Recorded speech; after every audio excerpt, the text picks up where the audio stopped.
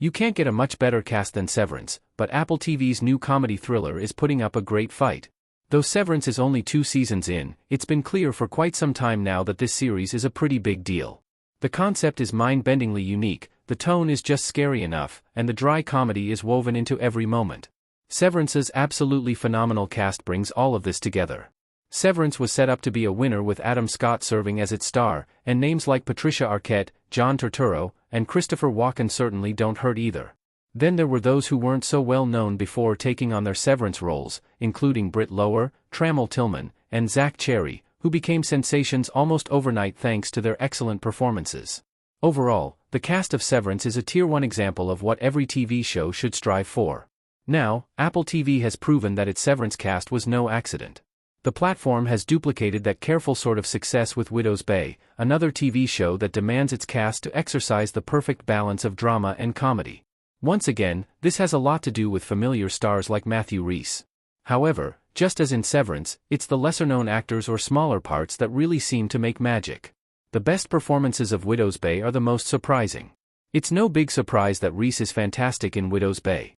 The actor plays the frazzled mayor of the titular island town, and his balance between painfully exasperated and thoroughly horrified is true perfection. The way this series is set up, Rhys' character is nearly always front and center but surrounded by a handful of seemingly minor characters, the residents of Widow's Bay. The show may have its central star, but, like Severance, it's those subtler parts that really make Widow's Bay shine. Stephen Root is a tried-and-true actor, so a top-quality performance in Widow's Bay should be expected. Still, it's miraculous what he managed to do with his small-town hick character, Wick. It brings to mind Walken's work in Severance. He wasn't on screen nearly as much as he could have been, but he left a resonant impact. Root has done just the same with Wick, whose passionate knowledge of Widow's Bay haunts has become a highlight of the show. Then there is Kate O'Flynn, who plays Patricia in Widow's Bay. O'Flynn is a well-known actor in the UK, but she hasn't yet become a household name in the US. That's bound to change as her character continues to steal the show in every scene she is in. Patricia is almost agonizingly awkward, but O'Flynn makes her lovable and, most importantly, absolutely hilarious in the most subtle ways. That's not all, of course. Dale Dickey's always smoking Rosemary is a riot in each of her relatively few scenes, while newcomer Kingston Rumi Southwick, who plays Tom's son, Evan, has proven himself to be entirely charming. Widow's Bay is full of small parts, but, just as in Severance, it's these that carry all the weight and maintain that careful balance. Apple TV is ushering in a new era of comedy television with Severance and Widow's Bay. Severance and Widow's Bay are very different shows on paper, but they feel rather comparable all the same. While one is a psychological thriller and the other a more genuine horror, both use workplace sitcom tropes to layer these darker genres with comedy.